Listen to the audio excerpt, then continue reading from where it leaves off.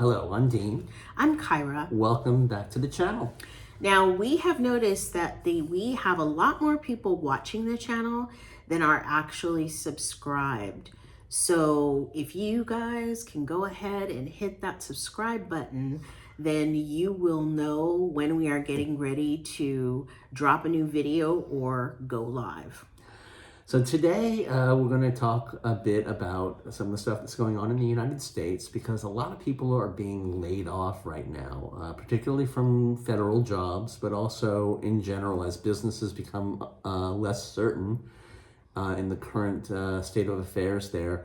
People are finding themselves out of work unexpectedly. But one thing to think about is, okay, I've been laid off right now. Could this perhaps be my time to retire?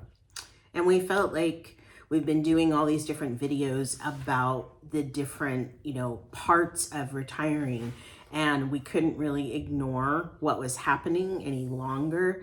And we felt like this would be a really good video to do right now, and it would be very timely. And for us, we were not laid off, but through the course of events in our own lives, we had a 5-year plan where we had intended to come to Europe 5 years or so in the future. And through our diligent work and through study, through watching other content creators on YouTube, we learned a lot, and we were able to make our 5-year plan into our 1-year plan. So hopefully we might be able to help you do something similar.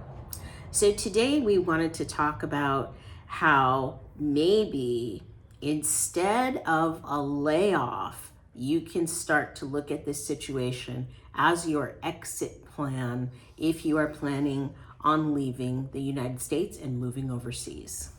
So you have some things that you should probably look into, and maybe things that you should ask yourself. So again, you've been laid off and you're thinking about moving overseas, think that this might actually be the time to do it. So ask yourself, or look at the facts and see whether or not your layoff is likely to become permanent or long-term.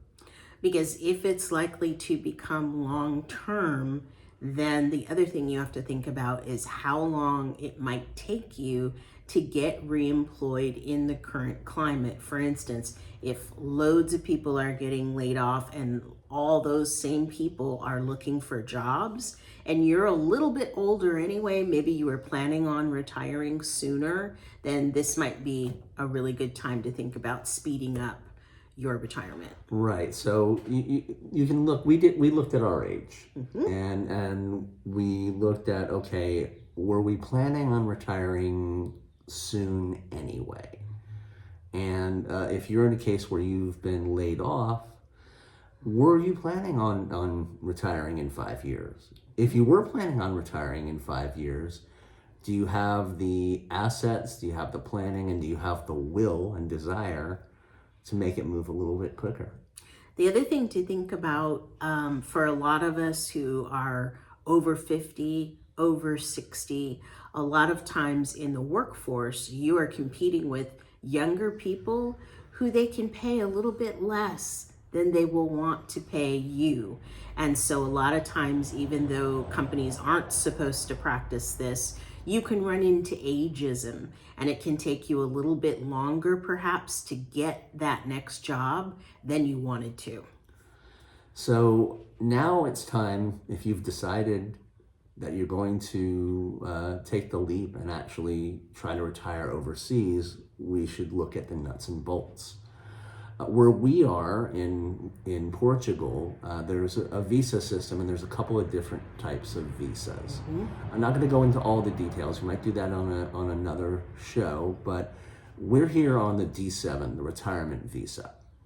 And what the retirement visa requires is that you have a certain amount of money in a Portuguese bank account per person. I believe at the time that we did it, we needed the equivalent of a year's worth of income at the Portuguese minimum wage for each of us. So it was about 8,000 euro per person in that bank account at the time that we did it. We actually put a bit more in because it doesn't hurt to look like you're solvent. And then for the D7 visa, you are supposed to have a steady stream of passive income, retirement income. And let me explain a little bit about what a steady stream of income is. So let's say you have a pension, an annuity, a 401k, some way that you might have an inheritance from your grandmother, or some other steady stream of income. Maybe you won lotto that you get every month. The Portuguese authorities need to see that money arrives in your bank account steadily every month, so that they know that when you get to Portugal, you are not going to be taxing the local system. Like, they don't have to worry about you coming here and not being able to take care of yourself, that you are solvent.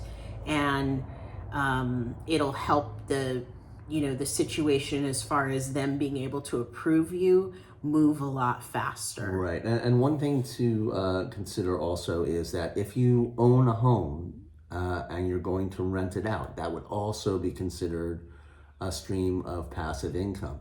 Now, one thing that you should consider is they don't really care how much money you have in your bank account in the United States. If you sell your home and you have a good chunk of change sitting in your Chase account in New York, they're not going to really look at that. They are going to look at whether or not you have income coming in on a monthly basis. If you do not have that steady stream of income, then maybe the retirement visa isn't the one for you. There's also another visa called the D8 visa, which is the digital nomad visa. And a lot of people are taking advantage of that and working remotely from Portugal. And that provides the income that the system likes to see, but you don't have to worry about the retirement income, the passive income. Now, if you do have an account such as a 401k, an IRA, those retirement accounts that a lot of us have had, jobs that put money away for us, or we were putting money away and they matched, that kind of thing.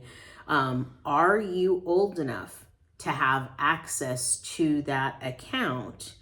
And you also may be getting close to being able to get your Social Security. And if so, how much is that? Like, is it enough for you to retire perhaps where you're thinking about retiring? I mean, keep in mind, let's say you wanted to go to Tokyo. Tokyo right now, a nice apartment in Tokyo is going to be anywhere from $500 to $600 a month. You can buy houses there for around a really nice house for, $189,000, $200,000. So if Tokyo is your goal and you're like, I just want to rent because I want to travel, maybe you have enough and you don't need to have that, $10 million mark that maybe you were setting for yourself. Maybe whatever you have put aside already is enough. Right. When we're talking about retiring abroad, a lot of people, if you're going to go to an English-speaking country, chances are the prices might very well be comparable to the United States. But if you go to a non-English-speaking country, many times you'll find that the cost of living is significantly lower than the United States or wherever you might be from, significantly lower than the English-speaking world. So your rent might be a lot lower than your rent was or your mortgage was in the United States. Now, if you are old enough to access your Social Security or your retirement accounts, now that doesn't necessarily mean that you're 65 years old. It could mean that you're accessing them at the earliest date possible, accessing them early. Because if you are in the United States and you're not working and not necessarily contributing to Social Security anymore because you've been laid off, maybe something to consider is taking that income when you're, 62, rather than 65. What I did was I did the math. How much money was I likely to bring in over the course of the 5 years I was waiting to retire versus bringing in the money now and being able to invest it and have it in my pocket rather than have it be an interest-free loan to the United States. Mm-hmm.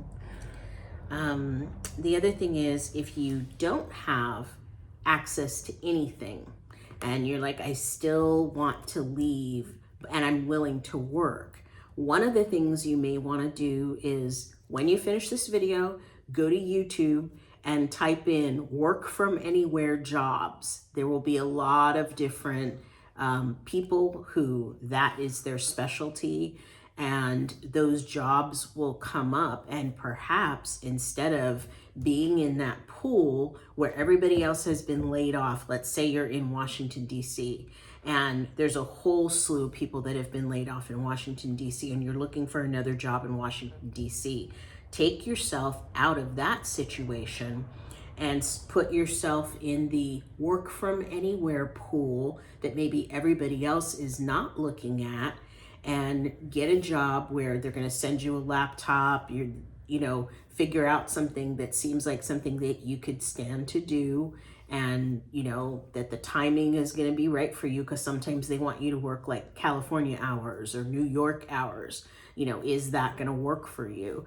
And find a job that is not in the same place where everybody else is looking, but something that you can take that job anywhere. So let's say 6 months you could be in Mexico.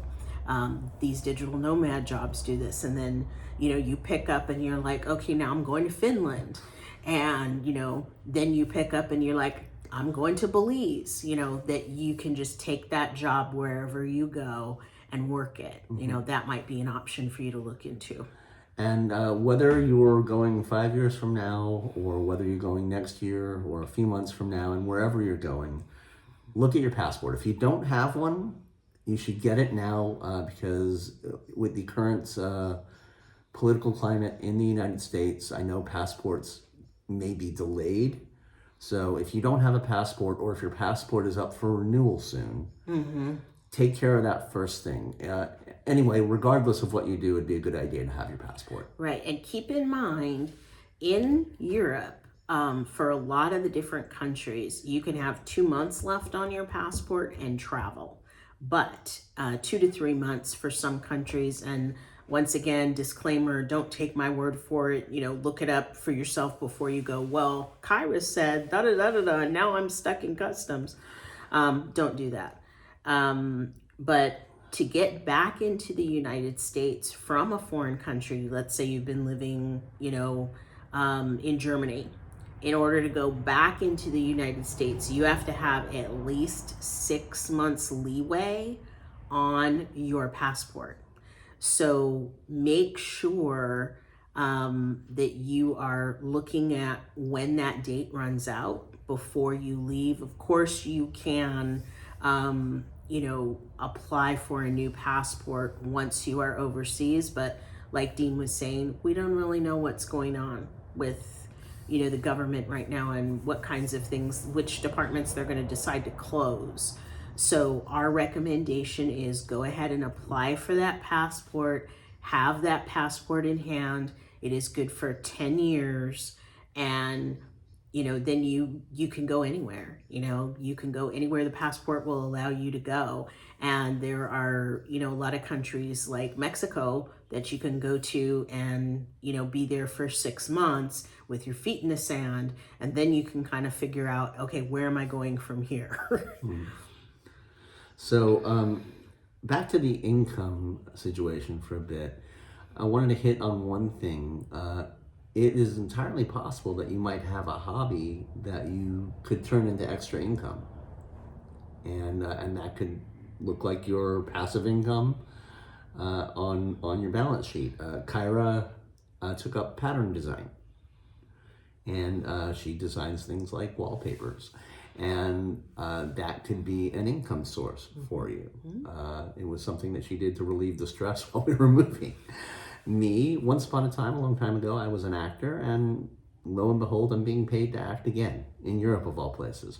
So you never know exactly what's going to happen. If you have an open mind, if you just put out into the universe what you'd like to do, it could come back to you and surprise you in a really good way.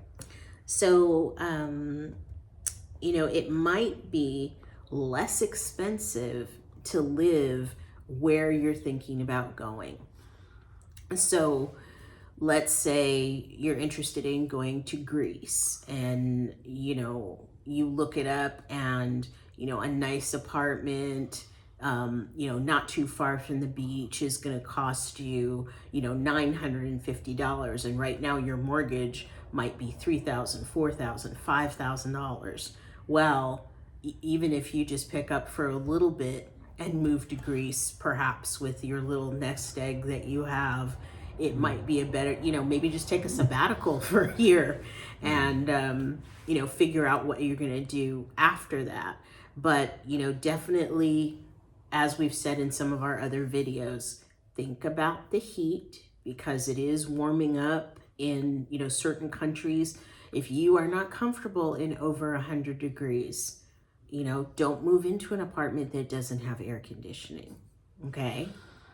So, be thinking about these things, but, definitely look at certain countries that, you can find those less expensive and places to live. Right. There are resources online to look at where you're going and what a monthly budget might look like. And that's a very good idea to go look at some videos. There's Josh and Kaylee do a video called Expats Everywhere. We've talked about them before. And they have a couple of really good videos where they show you exactly where their money goes every month. And it was really helpful for us, even though they're not in the same part of Portugal as we are, to look at what they were spending, look at what we wanted our lifestyle to be, and to develop a budget that was very realistic for us. Maybe somewhat less than they're spending, because we're in a different area. And I will tell you, their help was invaluable, because we are sticking to our budget and we are living quite comfortably. I also want to talk a little bit out of the box. If you are thinking, boy, I want to travel and I'm going to do some house sitting, okay? Stephanie Perry does house sitting school. And maybe you want to take her house sitting school course and then start doing some house sitting for people with dogs, people with cats, people with chickens. Some people have horses. They need to go away on vacation. They might have carp in a big pond that need to be fed. That may be all you have to do. And then you have this great place to stay for a month or 6 weeks or 2 weeks. And then you can sort of travel around that way. Sometimes some of the house sitting pays, but some of the house sitting does not pay. But guess what? It's a free place to live. So then you're only worried about your expenses. So once again, that's Stephanie Perry on House Sitters School. So you can look her up, or just look up house sitting school and she will come up. And that could be a really good way for you to go. And Kyra mentioned thinking out of the box. And to be honest with you, this whole move for us, from the moment that we realized that we could retire overseas till even as we sit here and speak right now, has been an entire lesson on thinking out of the box regularly. Mm-hmm. So if this is a time in your life that you were not expecting, you were maybe discouraged because you've gotten laid off, you can think of it as an entirely new chapter in your life. You can really take advantage of the time that you now have to think out of the box. And maybe, just maybe, instead of being discouraged, you can be solution-oriented. And this can be your exit from the United States and your welcome into a brand new life that you've always dreamed of. Mm-hmm. And I just wanted to encourage you to look up things like places where I can get a visa the minute I step off the plane. Those places exist. Like, the only limitation is your own imagination. So, anything that you can look up, you can make happen.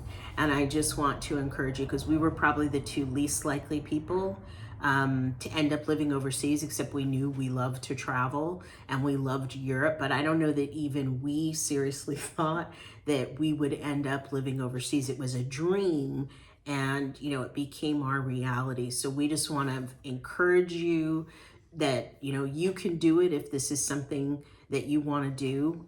We are going to continue to make these videos, to help those people that are out there that want to do what we're doing. And we would love to encourage you to subscribe to our channel. We're trying to get up to 500 so we can do a live video and answer people's questions, but we don't just want to be sitting there talking to each other. So, we're trying to wait till we get to that 500 number so we can be out there and chatting with all of you and meeting you and answering your questions. So keep an eye out. We generally drop videos on Wednesdays and Sundays. And occasionally there might be a delay if we're traveling, but we'll let you know that in advance. Yes, we will. And if you want to comment, if there's something that you would like us to talk about, please leave a comment. We do look at those, and if there's something that you want us to do a video on, we'll seriously consider it, and maybe we'll even give you a shout out. So thank you so much for taking the time, and we'll see you on the road.